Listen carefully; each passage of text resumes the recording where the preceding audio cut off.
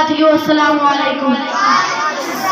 मैं आज आप सब के सामने जिस मौजू पर लफ्ज़ कुशाई करने की शहादत हासिल कर रहा हूँ वो है नमाज। अल्लाह ताला ने अपने कुरान मजीद में 80 से ज़ायद मुकामात पर इरशाद फरमाया अकीमुस्सलाता यानी नमाज कायम करो, क्योंकि मेरा अल्लाह, मेरा मालिक, मेरा खालिक रहमान है, रहीम है, अजीज है और मेहरबान है।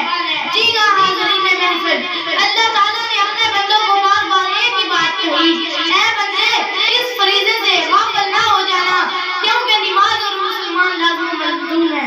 सदर आली वक़ार अल्लाह की रज़ा का सबब नमाज, ईमान का जुज़ नमाज, बदन की ज़कात नमाज, अंबिया अलैहिस्सलाम की सुन्नत नमाज और फरिश्तों का अमल नमाज। गर्द ये कि नमाज मोमिन के महराज है, नमाज दीन का सुतून है और चेहरे का नूर है। बेशक नमाज ही कब्र में चिराग है, मुनकर नकीर के सवालात का जवाब है। तो फिर तो नमाज कायम करो।